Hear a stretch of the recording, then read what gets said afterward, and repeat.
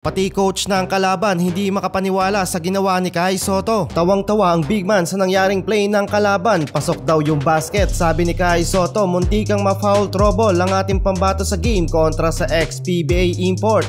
Eto mga idol, game day para sa kupunan ni Kai Sotto sa Japan B-League kontra mga idol sa isa pa nating big man na si AJ Edu. Pero as of now mga idol out pa rin sa game dahil sa injury.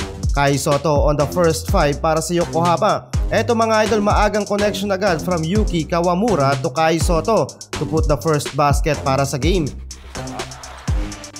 Kai Sotto タイムも取りたかったんですけどね。そうですね。これで第1クォーターだけでおそらくセカンド。 Natawa na lang mga idol si Kai Sotto sa tawag ng referee. No contact mga idol sa kalaban, pero shooting foul ang naitawag ng referee. Lamang pa rin naman mga idol ang Yokohama ng 9 points sa game. 20-11 sa first quarter. Palong-palo mga idol sa depensa ang ating pambato sa first quarter with 5 rebounds and only 2 points at nag-iisang personal foul. Second quarter tayo mga idol, 3-pointer naman sa katukayo ni Kai Sotto na si Kai King para maitaas pa ng double digit ang lamang sa scoring. Back-to-back puntos mga idol para sa Yokohama to force a timeout para sa kalaban. Ang video na to ay hatid sa inyo ng 1xBet. Habang nanonood ka ng mga laban ng basketball, mapa NBA, PBA at iba pang liga ng basketball sa buong mundo, ay pwede kang tumaya dito at manalo ng limpak-limpak na papremyo. Kung gusto niyong tumaya at gumawa ng account ay i-click lang ang link na nasa comment section, gamitin ang iyong phone number or email at ilagay mo na din ang ating promo code na JLTV1X para sa mas mataas na tsansang manalo. Maaari ka ding makatanggap ng 6,000 pesos bonus sa una mong deposit via GCash or ibang cash-in method. Hindi lang sa sports pwedeng tumaya, meron ding esports at iba pang game. Paalala lang mga idol, keep it fun and gamble responsibly.